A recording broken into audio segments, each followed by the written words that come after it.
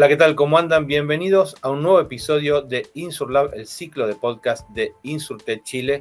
En el día de hoy vamos a estar hablando de tecnología e inteligencia artificial y particularmente sobre el fraude en seguros. ¿Por qué? Porque en un mundo cada vez más digitalizado, el sector asegurador enfrenta desafíos crecientes relacionados con el fraude. Sin embargo, la tecnología y especialmente la inteligencia artificial están transformando la manera en que las compañías detectan, previenen y combaten estas prácticas ilícitas. En este episodio exploraremos cómo la innovación tecnológica se ha convertido en un aliado clave en la lucha contra el fraude en seguros, analizando casos reales, herramientas emergentes y el impacto de estas soluciones en la eficiencia y confiabilidad del sector. Para eso hemos convocado a Mauricio Ulloa, CEO y founder de Atypicus, y también a Alfredo Leighton, CEO de Septinel. ¿Qué tal, Mauricio? ¿Qué tal, Alfredo? ¿Cómo les va? Hola, muy bien. ¿Y tú? Bueno, muchas gracias por participar de este episodio, donde vamos a estar hablando del fraude en seguros y cómo la tecnología está ayudando para combatir este flagelo. Pero quiero preguntarles primero, ¿cómo están viendo la preocupación del mercado asegurador chileno acerca del fraude? ¿Es una preocupación latente? Sí, claro. O sea, lo que yo veo es que el mercado asegurador chileno, en línea también de otros mercados internacionales como el estadounidense, han visto un creciente y un auge en el fraude, sobre todo con aquellas nuevas tecnologías que han ido saliendo, que permiten obviamente hacer más sofisticado algunos fraudes, en particular en seguros generales, en seguros de vida y salud también. Uh-huh.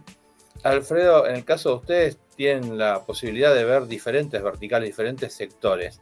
¿En seguros hay particularmente una mayor propensión al fraude o cómo está posicionado respecto de otras industrias? En seguro es muy potente. Más del 90% de los fraudes al final del día pasan totalmente desapercibidos. Y las compañías que están haciendo una buena labor en Latinoamérica capturan menos del 1% de lo que realmente podrían estar bajo la mesa. Y eso es, nosotros decimos, una máquina de imprimir plata. Porque es parte de tu vida que te lo está llevando, otro, no lo estás aprovechando tú. Y hoy día las herramientas están disponibles para poder hacerlo. Y vamos a hablar de eso. Bueno, claramente hace unos cuantos años atrás, cuando hablábamos de prevención de fraude, hablábamos de mecanismos mucho más artesanales, ¿no? Recurriendo a profesionales expertos en la materia, pero con muy poca tecnología. Hoy la tecnología nos ha dado un vuelco importante. Por lo tanto, me gustaría preguntarles a ambos como especialistas cómo se está detectando el fraude hoy y sobre todo cómo está cambiando este procedimiento de la mano de la inteligencia artificial. Claro. ¿Qué quieren? Bueno, yo puedo partir. Y solo como contexto, una vez a un ex jefe mío le pregunté hace algunos años atrás cómo ellos detectaban fraude antiguamente. Él había sido gerente de operaciones de una compañía de seguro grande, de una de las más grandes de Chile. Y en particular él veía toda la parte de autos y me decía que básicamente lo que ellos hacían era sentarse en una sala de reuniones, proyectar los datos, empezar a graficarlo hasta que encontraban outliers. Así se hacía antiguamente, además de lo mucho que veían los liquidadores y que iban denunciando y lo empezaban a analizar. Y eso en el tiempo fue cambiando a hacer, por ejemplo, reglas estáticas. Entonces, por ejemplo, una regla estática es que un denuncio desde un monto empezaba a ser revisado por personas expertas en fraude. O una persona que hacía muchos denuncios seguidos, 8 denuncios seguidos, por ejemplo, también se revisaba. Entonces fue evolucionando como de mirar gráficos, después a hacer reglas estáticas. Y claro, y acá obviamente Alfredo les puede contar que después con la inteligencia artificial ya esto no solo son reglas estáticas, sino que, por ejemplo, hay modelos que buscan outliers, que pueden ser supervisados o no supervisados, y que obviamente replican lo mismo que se replicaba al mirar los gráficos, pero en n dimensiones.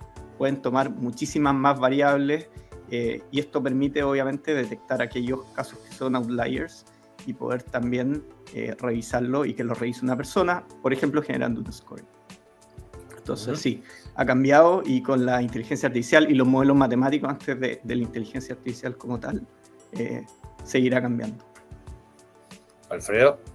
La pregunta es buenísima y Mauricio hace una buena introducción, porque no solamente ha cambiado, porque lo que está pasando es que el defraudador tiene más herramientas de un muy bajo costo.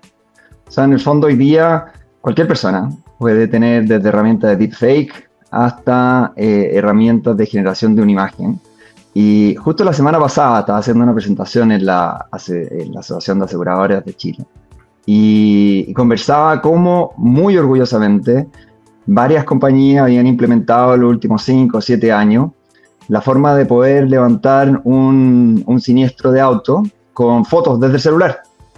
Y lo que estamos viendo a nivel mundial es que eso está totalmente obsoleto, porque una persona puede crear una imagen de su auto con un golpe mucho más grande de lo que realmente tuvo, y tratar de engañar a la compañía con una simple foto. Entonces, si no hay una investigación completa de vuelta, dado el bajo costo de usar esa herramienta, el fraude se vuelve a escapar.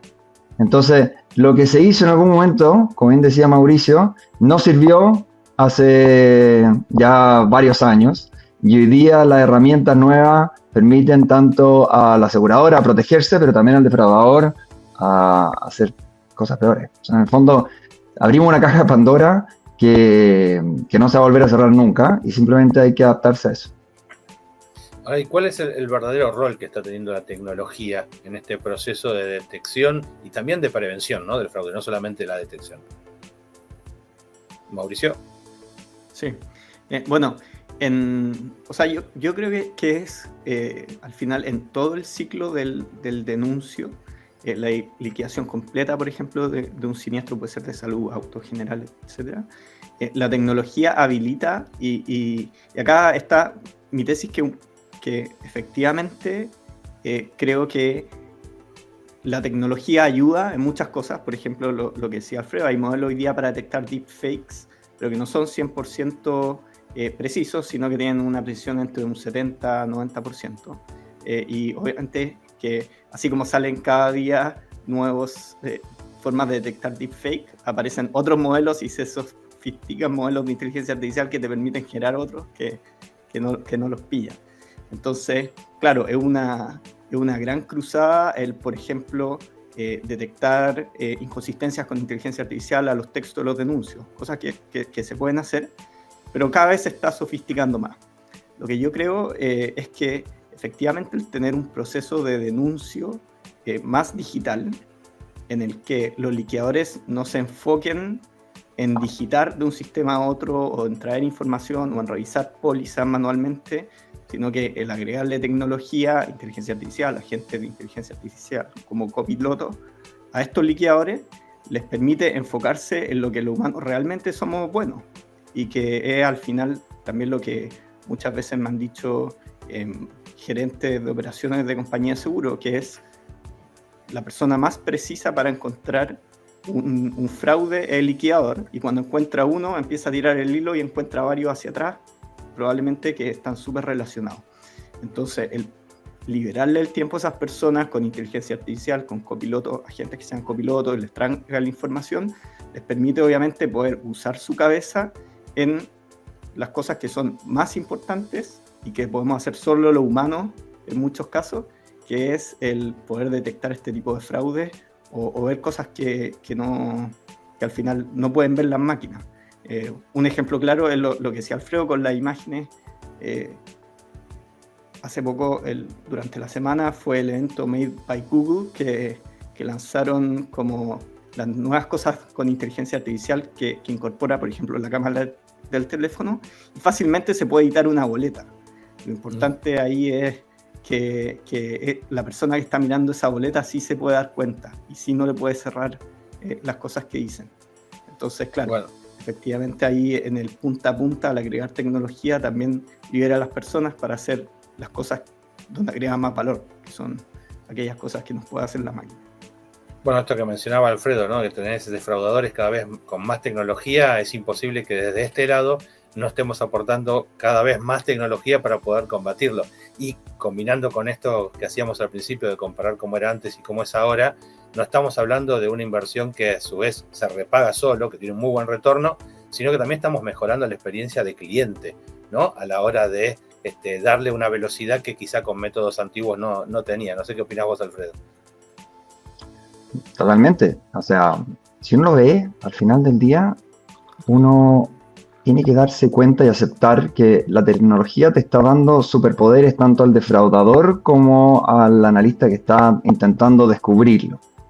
Y ese equipo que está intentando descubrirlo tiene 3 superpoderes muy sofisticados que vienen de la inteligencia artificial, que es primero, a través de distintas técnicas, más avanzadas unas que otras, puede detectar mucho mejor que un ser humano. Segundo, puede darle una explicación muy potente con contexto al analista. Y tercero, puede apoyar a que el analista tome una mejor decisión y aprender de las decisiones del analista. Detecta, explica y aprende de las decisiones del analista. Y se lo voy a poner de una forma muy simple, y a mí me encanta ponerlo de esta manera. Imagínense que se suben al auto, ponen la llave en el auto, la giran, y se prende ese típico fantasmita que dice check engine. El dibujito, y uno nunca sabe lo que es, puede ser desde, no sé, desde que el motor murió, falta aceite, no tiene idea, y lo que se necesita es conectarle otra maquinita que explica lo que está pasando. Y lo que ha sucedido hasta ahora en la industria es muy así.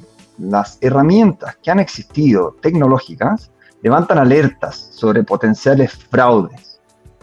Y las alertas han sido a veces tan poco sofisticadas que los falsos positivos llegan a ser cercanos al 50%. ¿Y saben qué herramienta es tan buena como eso?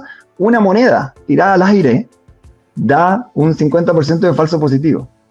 En el fondo, a veces me dice que sí, a veces me dice que no. Y hoy día nosotros vemos la capacidad de que usando las herramientas correctas, no solamente se detecta, sino que un LLM encima de eso, digamos un LLM, para evitar las palabras técnicas, un Claude, un DeepSeek, un ChatGPT, da lo mismo, entendiendo bien las alertas del contexto, puede entregar un informe explicando, sabe que aquí lo que está pasando es esto, no es solamente un check engine al aire, sino que encontramos una alerta, nos dimos cuenta que esto viene de una baja coherencia médica de los reembolsos que está solicitando esta persona por 5ª vez. ¿Qué quiere hacer usted? Le pregunta al ser humano. Y el ser humano dice, ok, estoy de acuerdo, vamos a detener estos reembolsos. Porque son muy riesgosos. O no estoy de acuerdo, déjelos pasar, está bien, está correcto, está acorde a la póliza. Y en ambos casos, la tecnología ya permite aprender de eso. Y así es como el detectar, explicar y aprender son los 3 superpoderes que le da de vuelta a la compañía y al analista. Y eso antes no existía. Hace 10 meses atrás no se podía hacer eso. Y eso hay que aprovechar. También voy a aprovechar la experiencia de ustedes, digamos, hablando de aprovechar. Ustedes dos son 2 especialistas en el tema y permanentemente se relacionan con las compañías de seguros. Para una compañía de seguros que quisiera modernizar su proceso de prevención y detección de fraude, ¿qué es lo primero que tendría que hacer? ¿A quién desee? No sé, Mauricio. Interesante, o sea, bueno, hay una problemática que enfrenta la industria y también lo hemos visto en la implementación de otras cosas como la ley de protección de datos, que es la base cero para poder hacer estas cosas, que es el tener menos sistemas legados y más sistemas modernos y más integrados. Entonces, eso permite tener desde el inicio una mejor base y que permite varias cosas. Primero, el que las personas que operan, por ejemplo los liquidadores, pierdan menos tiempo o tengan que invertir menos tiempo en aquellas cosas que son manuales, por ejemplo, revisar entre varios sistemas, y que puedan invertir el tiempo mejor en aquellas cosas que agregan más valor, como por ejemplo, revisar el siniestro. Entonces, yo creo que el primer paso, el paso 1, es la integración de sistemas y el poder tener los datos limpios, ordenados, y tenerlos también en los lugares adecuados, que después permitan, obviamente, el poder por ejemplo, correr algunos modelos de inteligencia artificial, como detección de outliers, o que, por ejemplo, permitan después tomar esos datos, por ejemplo, si es que los quiero revisar con algún modelo de detección de deepfakes, y que los permita mover a este algoritmo o a esta API que utilice, que permita revisar estos videos o estas imágenes para ver si es que son deepfakes. Entonces, claro, hay un problema base, que es el tener los datos centralizados, ordenados, los sistemas integrados, que permiten, obviamente, después el poder sobre eso hacer muchas cosas para la prevención de fraude. Ahora, vos mencionaste un desafío que es claramente la regulación, ¿no? Por ejemplo, el caso de la ley de base de datos.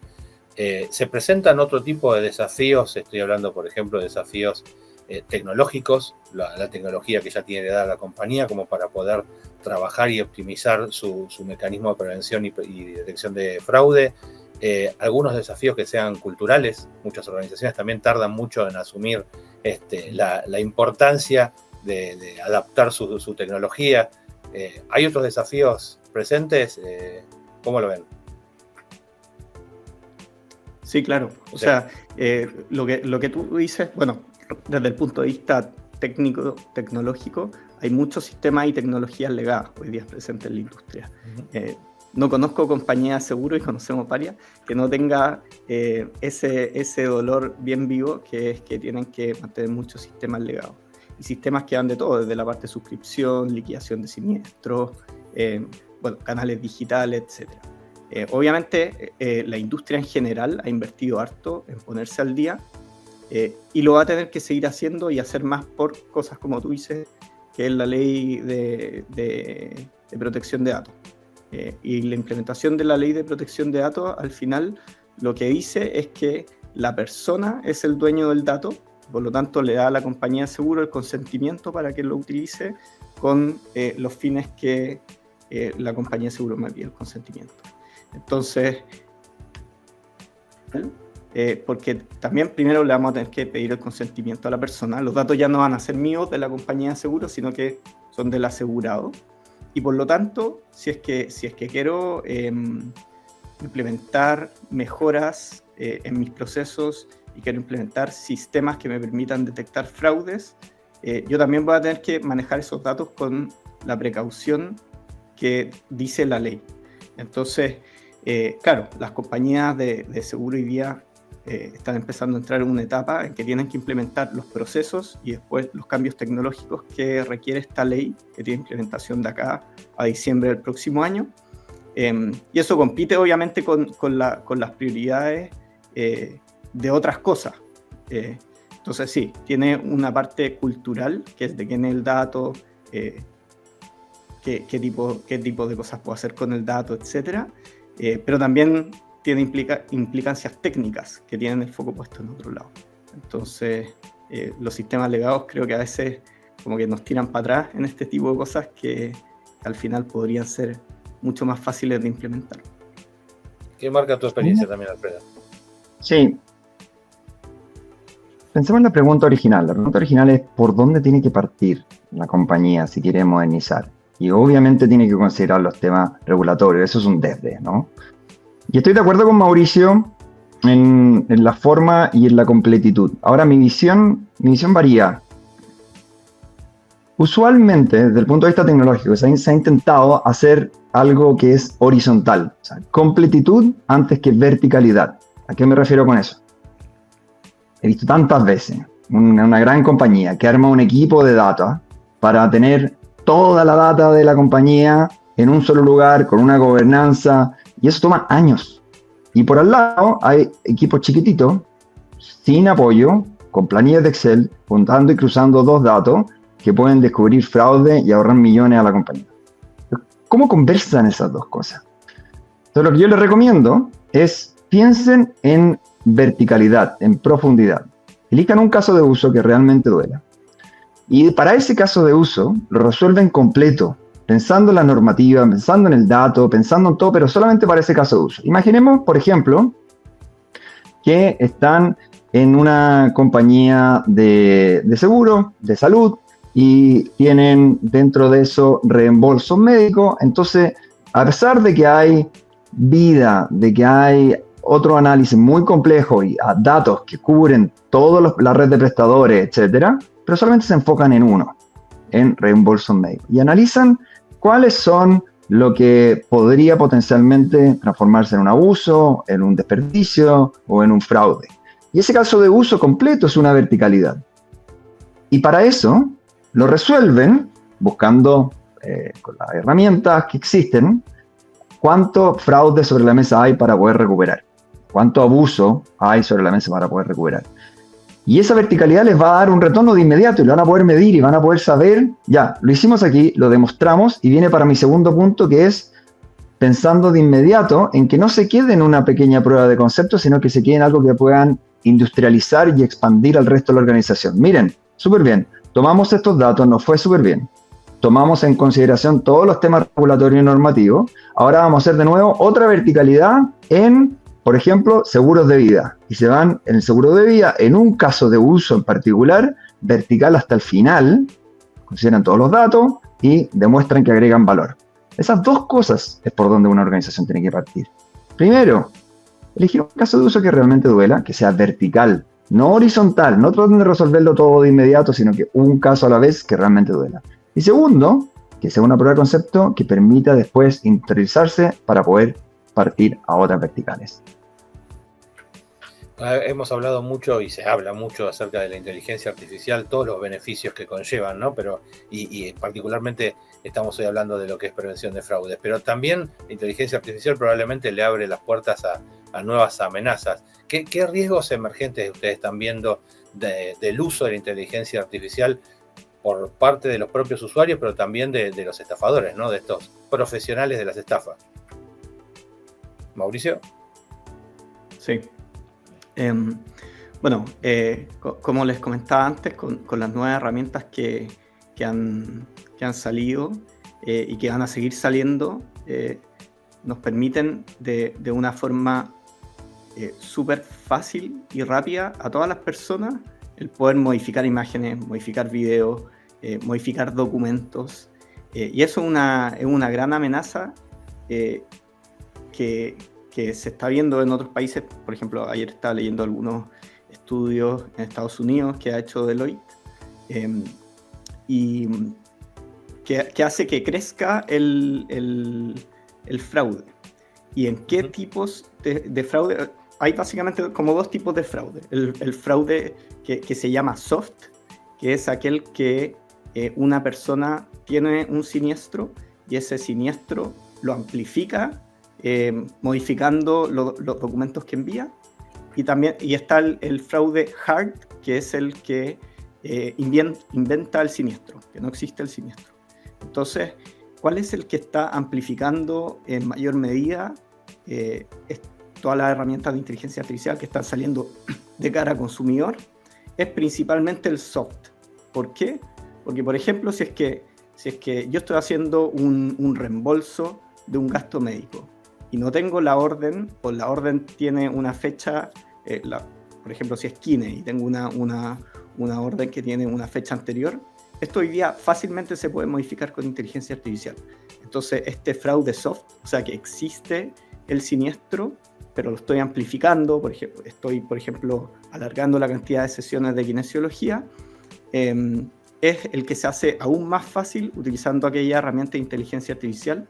Y estas herramientas de inteligencia artificial están en los teléfonos de todos nosotros y van a seguir saliendo más. Entonces, claramente lo está amplificando y, como les comentaba anteriormente, va creciendo más rápido de lo que va creciendo las formas de detectar aquellos fraudes con inteligencia artificial. Alfredo, ¿qué otras amenazas estás viendo vos? Tenemos que partir de la base que estamos disminuyendo los costos de generar cualquier tipo de fraude. Muy bien resumido por Mauricio, los hard y los soft. Si uno se pone a pensar, recordemos lo que hablábamos de una fotografía que muestra que mi siniestro es mucho peor de los daños que tengo sobre el auto. Es algo fácil de hacer hoy día, que lo podría hacer cualquier persona. El uso de deepfake para mostrar a una persona intentando cubrir a otra. Está hoy día bastante documentado. Vimos el cierre de los años anteriores desde China, en Estados Unidos. Hay mucho dinero hoy día que está siendo implementado para tratar de solucionar esto. Pero yo quiero ir a algo más básico. Si uno hoy día le hacen un fraude en una compañía, por ejemplo en Colombia, por cada $1 de fraude yo termino gastándome $40 en todo el proceso que ocurre después de eso. En Chile la situación es un poco mejor, no tanto mejor, pero un poco mejor, que aproximadamente 1 por cada $4 cuando me hacen un fraude.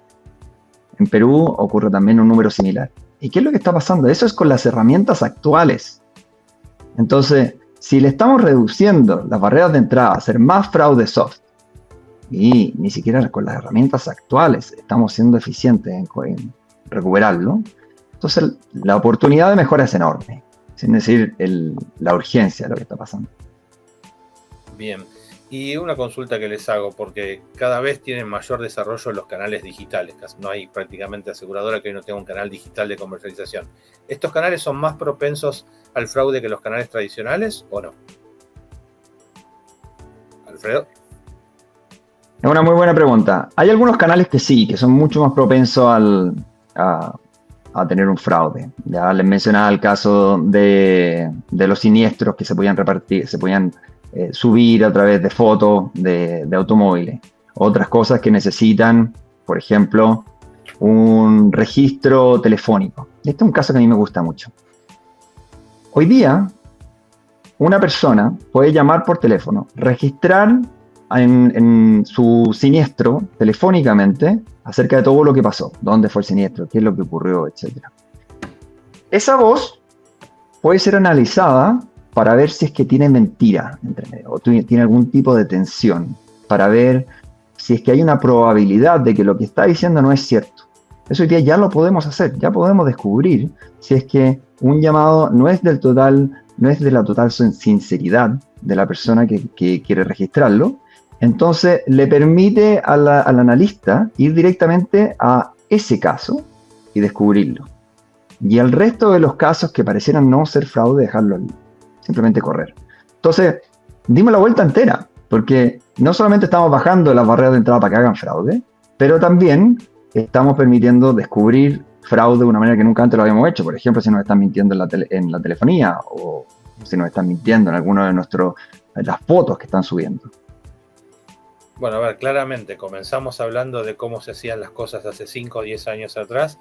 Tuvimos un panorama muy completo de lo que se está haciendo hoy y les propongo, si quieren jugar un poquito e imaginar qué es lo que puede pasar dentro de 5 o 10 años, ¿cómo se imaginan que va a ser la prevención y detección de fraude de acá a 10 años? Mauricio. Sí, es una buena pregunta, porque cosas que hace un año atrás o 2 años atrás, antes que saliera la última versión de ChatGPT, la versión anterior que fue 4, cosas que no pensábamos que iban a ser reales pronto, rápidamente se hicieron reales. Y es impresionante porque cada vez vemos como estos, por ejemplo, los modelos que generan videos están sorprendiéndonos cada vez más. Yo creo efectivamente que se viene un gran cambio, y ese cambio también viene con un estancamiento del desarrollo de los LLMs, pero en 10 años más yo creo que las personas que están revisando los liquidadores de siniestro van a tener herramientas que les permitan rápidamente tener scoring con probabilidad de que algo sea fraude. No van a tener que estar digitando entre sistemas ni revisando pólizas manualmente. Van a tener la información a la mano que les va a permitir mirar la información, poder pensarla y utilizar su pensamiento crítico para poder definir qué cosas pueden ser fraude y hay que revisar más, y qué cosas no van a ser fraude. A la vez, muchos de los siniestros más pequeños, por ejemplo, si estamos pensando en salud, una consulta médica, que son menos propensas a fraude soft,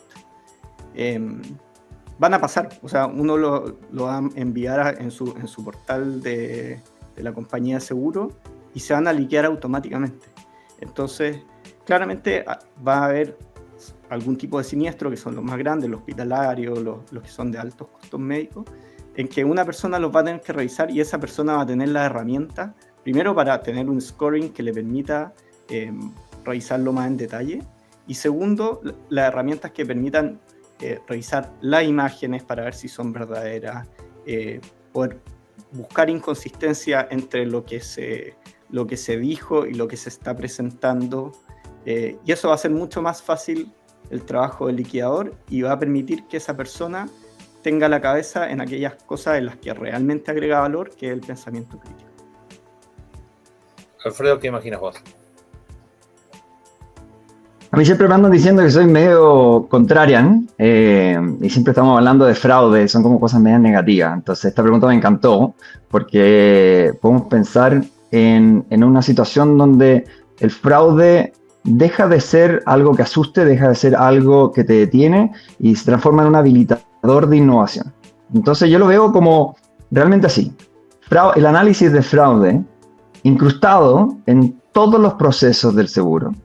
Ahora te permite ya ni siquiera pensar en eso y empezar a habilitar la creación de nuevos tipos de productos que hoy día son imposibles, porque necesitas tener una personalización que hace que las coberturas no den.